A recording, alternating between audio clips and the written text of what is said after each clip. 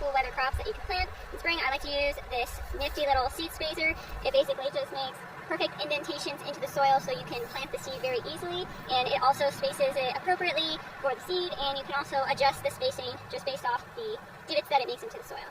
This thing's really, really simple or really useful to have, and it was only $5.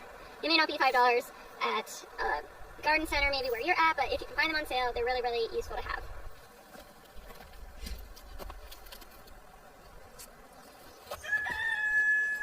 Today I'm going to be planting a whole bunch of radishes and maybe even some beets to see how well they will germinate at this time of the year. It's a little bit kind of early to be planting that, but I decided that I'm just going to give it a shot and see how it goes.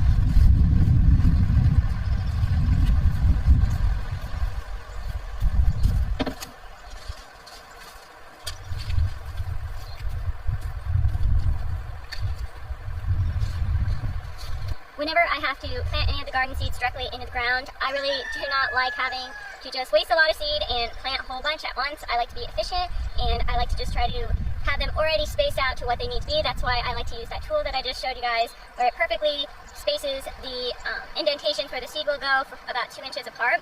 And then if I need it to be further than that, 4 inches or 6 inches, I can just easily count the indentations and know exactly where I plant. It just makes it a lot easier for me, and I don't have to come back in once they emerge and snip out any excess plants, and it also just saves me some money on the seed.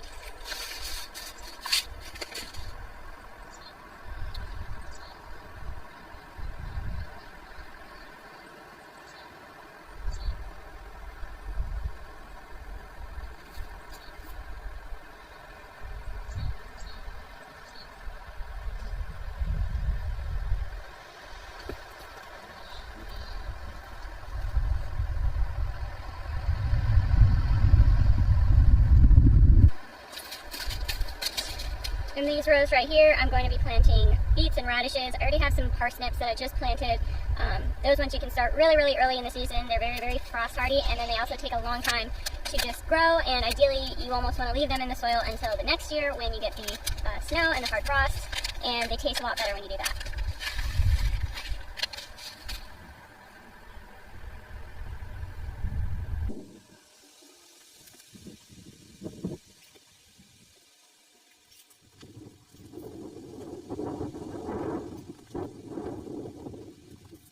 So I wanted to show you guys really, really quickly the garden space that has already been filled up. I have a lot of garlic planted this year. I planted, I don't know, maybe like 600 cloves of garlic, and I have some coming up in this row right here. I'm really excited. I don't know what I'm going to do with all the garlic, but I'm sure I'll find a use for it some way, somehow.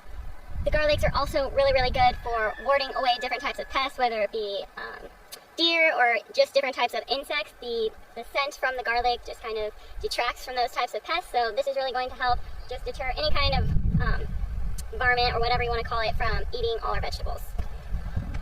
Lastly, guys, I want to show you in the house what I have going in the grow room. My starts this year have been doing really, really good, so I'm going to show that to you guys right now. We're in the grow room now, and I wanted to show off my starts. These probably have been the best starts that I have ever grown in any growing season. I started these a lot earlier than what is normally recommended for vegetable starts, and I have a lot of broccolis, cabbages, Brussels sprouts, onions, celeries, lettuce, just you name it. I kind of have it growing right here for right now, and they're getting so incredibly vigorous that I'm probably going to need to move these out into the greenhouse just so that they can get even more light, and probably even have to transfer them into bigger pots.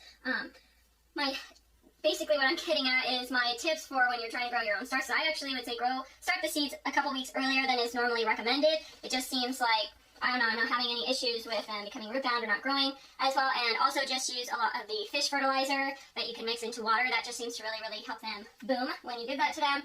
My whole goal was to kind of have starts that look like what you would get at a nursery. You know, they're kind of really vigorous, really big, all that stuff, and you don't have to wait so long for a harvest once you plant them in the ground. The other thing I did do, which I've mentioned so many times in other videos, is I used the soil block makers, which are just like a metal contraption that just creates perfectly square cell blocks of soil, and you can just easily plant into those blocks, and then it will, as the plant grows, it will air prune itself so the roots do not become root bound and just start kind of growing all over the place. But obviously when they do get to a certain size, such as these starts have gotten to, you do have to transplant them or put them straight up into the ground.